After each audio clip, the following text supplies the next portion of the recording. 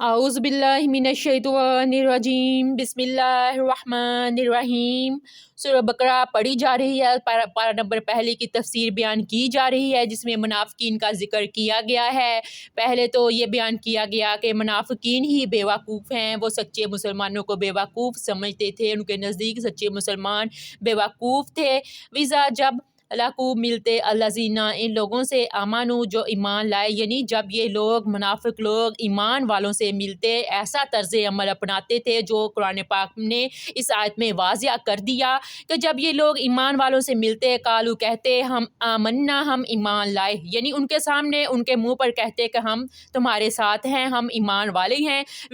اور اذا جب خالو تنہا ہوتے اکیلے ہوتے الی شیاطینہم اپنے شیطانوں کے پاس، تو قالو کہتے انا معکم بے شک ہم تمہارے ساتھ ہیں، انما نحن ہم تو صرف مستہزئون یعنی ایمان والوں کا مذاق اڑا رہے تھے، یعنی ہم تو مسلمان ہی نہیں ہیں، ہم تو صرف مذاق دل لگی میں ان کے ساتھ ایسے کہتے تھے کہ ہم ایمان لائے ہیں، ہم پکے کافر ہیں، ہم تمہارے ساتھ ہیں۔ تو اس کی تفسیر ہم بیان کریں گے۔ اور جب ملتے ہیں ایمان والوں سے تو کہتے ہیں ہم ایمان لے آئے ہیں، اور جب اکیلے ہوتے ہیں اپنے شیطانوں کے پاس تو کہتے ہیں ہم تمہارے ساتھ ہیں، ہم مومنین کا صرف مذاق اڑا رہے تھے۔ اس آیت میں اللہ پاک نے واضح طور پر بیان کر دیا ہے کہ منافق جھوٹ بولتا ہے، دھوکہ دیتا ہے، دو منہ والا ہوتا ہے، اپنے مطلب کے لیے مسلمانوں کے پاس ہوتا ہے تو کہتا ہے کہ میں بھی مسلمان ہوں، اگر کافروں کے ساتھ ہوتا ہے تو ان سے کہتا ہے کہ میں تمہارے ساتھ ہوں۔ یہ منافق جب مسلمانوں سے ملتے تو کہتے ہیں ہم ایمان لا چکے ہیں۔ جو ایمان والے ہوتے ہیں ان کو بار بار اپنے ایمان کا اعلان نہیں کرنا پڑتا، بلکہ ان کا عمل اور عاجزی ہی ان کے ایمان کا منہ بولتا ثبوت ہوتا ہے، چونکہ کافر منافق سچے نہیں تھے۔ اسی وجہ سے کہیں مسلمان ان کے دل کا حال نہ جان لے، مسلمانوں کے پاس آتے تو یہی کہتے تھے کہ ہم مسلمان ہیں، ایمان والے ہیں، اور جب ان کی یہ بات کفار دیکھتے، ظاہری سی بات ہے وہ ان کو مسلمانوں کا ساتھی خیال کرتے، لیکن اس سے پہلے ہی وہ کفار کے پاس جا کے کہتے اور یقین دلاتے کہ ہم پہلے مذہب پر قائم ہیں، مسلمانوں کے ساتھ ہمارا اٹھنا بیٹھنا اس وجہ سے نہیں ہے کہ ہم ان کا دین قبول کر چکے ہیں، بلکہ ہم اس سے ان کو بیوقوف بناتے ہیں، اور دل ہی دل میں ہم اس بات پر خوش ہوتے ہیں کہ ہم ان کے راز جان رہے ہیں اور ہمیں مال غنیمت میں سے بھی حصہ ملے گا۔ وہ اس کام کو بڑی عقل مندی سے سر انجام دینے کی کوشش کرتے تھے۔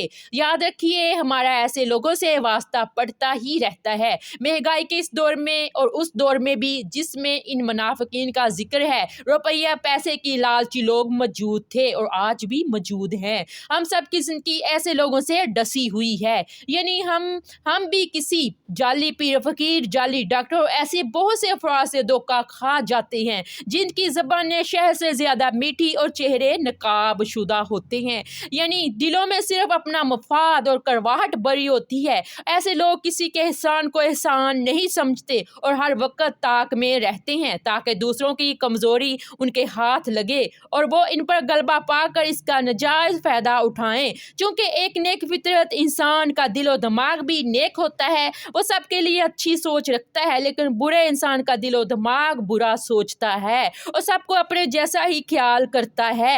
ایسے منافق لوگ اندر ہی اندر اپنی ایکٹنگ میں کامیابی اور جس کے سامنے ایکٹنگ کرتے ہیں ان کو ناکام اور بیوقوف خیال کرتے ہیں۔ یاد رکھیے جو انسان ہمارا اعتبار جیت کر ہمیں ایک بار دھوکہ دیتا ہے وہ انسان دوسری بار بھی دھوکہ دے سکتا ہے۔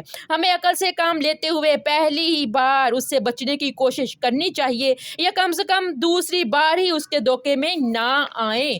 حضرت علی رضی اللہ تعالیٰ عنہ کے قول کے مطابق ان دوستوں کے ساتھ کو مضبوط رکھ جو مصیبت کے وقت تیرے رفیق ہوتے ہیں، یعنی اچھے دوست اگر ناراض بھی ہو جائیں ان کو منا لیں، ان کے ساتھ کو کبھی مت چھوڑیں۔ خوش قسمتی سے اگر سچے دوست نصیب ہوں تو ان کا ساتھ نہ چھوڑو۔ ویسے بھی انسان ساری زندگی لوگوں کو پہچانتے ہی گزار دیتا ہے، کبھی ایک سے دھوکہ کھاتا ہے، کبھی دوسرے انسان سے۔ شکلیں بدل جاتی ہیں لیکن دھوکہ فریب کرنے والوں کی فطرت نہیں بدلتی، ایک کے بعد دوسرا اور دوسرے کے بعد تیسرا۔ ایسے لوگ حیا سے خالی ہوتے ہیں اور جن لوگوں میں حیا ہوتی ہے وہ فریب، جھوٹ، مکاری سے باز رہتے ہیں۔ اور جناب امیر المومنین نے منافقین کی حالت کو بیان فرمایا ہے۔ ان لوگوں نے ہر حق کے مقابل باطل اور ہر ایک سیدھے کے لیے ایک ٹیڑھا اور ہر ایک قبیلے میں ایک بتونی اور ہر ایک دروازے کے لیے ایک کنجی اور ہر ایک رات کے لیے ایک صبح تیار کر رکھی ہے۔ یہ منافقین کا ذکر بیان کیا ہے۔ یعنی منافق ہر وقت منصوبے بناتے ہیں ہر حق پرست کو کیسے گرانا ہے، یعنی اس کی کمزوریاں جان کر اور سیدھے انسان کے لیے وہ ہمیشہ ٹیڑھے طریقے استعمال کرتے ہیں اور منافق بہت بولتے ہیں، طرح طرح کی جھوٹی دلیلیں پیش کرتے ہیں تاکہ لوگ ان پر بھروسہ کریں۔ اس طرح وہ دوسروں کی کمزوریاں جان کر ان کو بلیک میل کرتے ہیں۔ ہر آنے والے دن کے لیے ان کی الگ پلاننگ ہوتی ہے۔ اللہ پاک ہم سب کو منافقت سے بچائے۔ آج کا وظیفہ جو بیان کرنے جا رہی ہوں، الہادی، ہدایت دینے والا، سیدھا راستہ دکھانے والا۔